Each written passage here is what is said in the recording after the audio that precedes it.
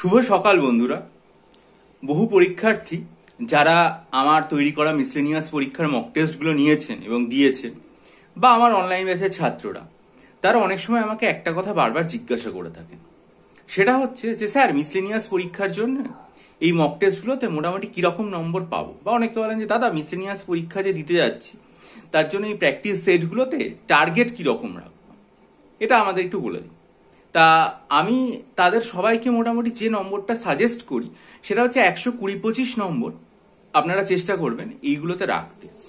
এবং আমার সেটা ব্যক্তিগত মতামত যে 120-25 নম্বর মতো টার্গেট নিয়ে কিন্তু আপনারা মিসলেনিয়াস পরীক্ষা যেটা সেটা দিতে যাবেন।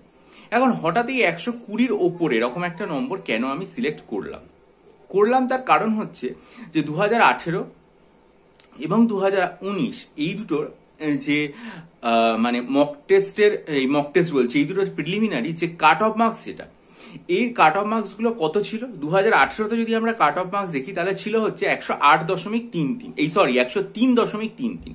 তাহলে আমরা ধরলাম 103ই ছিল, মানে 200-র মধ্যে 103 পেতে হয়েছিল। 2019-এ একটা পার্সেন্টেজ দেওয়া হয়েছিল, সেটা হচ্ছে 58.33। মোটামুটি আমরা যদি হিসাব করি তাহলে যেটা পাবো সেটা হচ্ছে 116.66। আমি সেটাকে ইয়ে করে 117 মতো করলাম।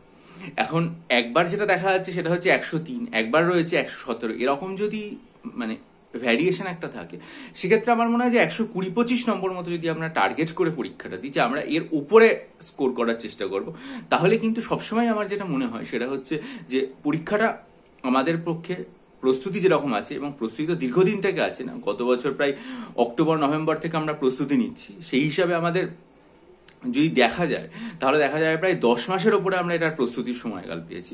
ফলে প্রতিযোগিতাও নিশ্চয়ই আর কি মানে তীব্র হবে, অনেক পরীক্ষার্থী রয়েছে, এবং সবচেয়ে বড় কথা প্রশ্নপত্রের স্ট্যান্ডার্ড কিরকম হবে তার উপরে একটা ডিপেন্ড করছে যে পরীক্ষার দিনের প্রশ্নপত্র কিরকম। আমি চেষ্টা করবো যে পরীক্ষার দিন পরীক্ষা হলে প্রশ্নপত্রটা নিয়ে চ্যানেলে নিশ্চয়ই আর কি বিস্তারিত আলোচনা করতে, যেভাবে WBCS এরটা নিয়ে করেছিলাম।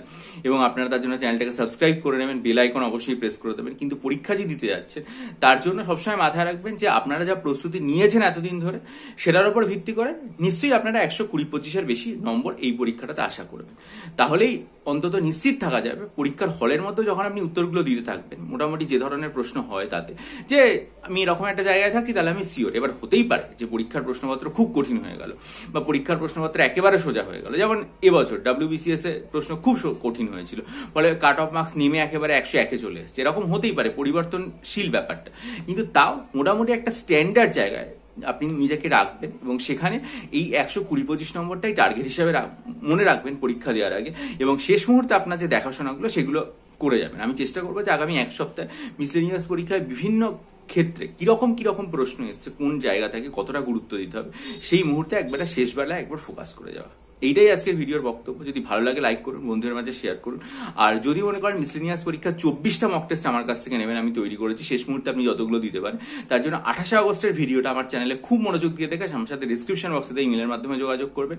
আর আর্ট এবং কালচারের 150 পাতা স্টাডি মেটেরিয়াল এবং স্ট্যাটিক জিকে MCQর 250 পাতা স্টাডি মেটেরিয়াল নেওয়ার জন্য আমার সাথে যোগাযোগ করবেন, এবং সেটার জন্য অবশ্যই মানে 1 সেপ্টেম্বরের যে ভিডিও আছে সেটা খুব মনোযোগ দিয়ে দেখবেন, এবং দেখবেন আমার যে কমিউনিটি সেকশনের লেটেস্ট সেখানেও এই দুটো দেওয়া আছে ভিডিওর লিঙ্ক দুটো, সেগুলো দেখে নিয়ে আমার সাথে ইমেলের মাধ্যমে যোগাযোগ করবেন। আমার মনে হয় যে আপনারা এতদিন ধরে যা প্রস্তুতি নিয়েছেন তাতে আপনাদের 120-25 নম্বর পেতে অসুবিধা হবে না। আর যদি দেখা যায় প্রশ্ন অন্যরকম হচ্ছে, আমি তো আশা করবোই যে প্রশ্ন সহজ হোক, তাহলে নিশ্চয়ই আপনারা আরো ভালো নম্বর স্কোর করতে পারবেন। ভালো থাকুন, বিজয়ী হন, সফল হন। চ্যানেলটা সাবস্ক্রাইব করে বেল আইকন প্রেস করুন, ভিডিওটা লাইক করে বন্ধুদের মাঝে ছড়িয়ে দিন, এবং অবশ্যই আপনাদের মতামত দিয়ে আমায় লিখতে করুন। ভালো থাকুন।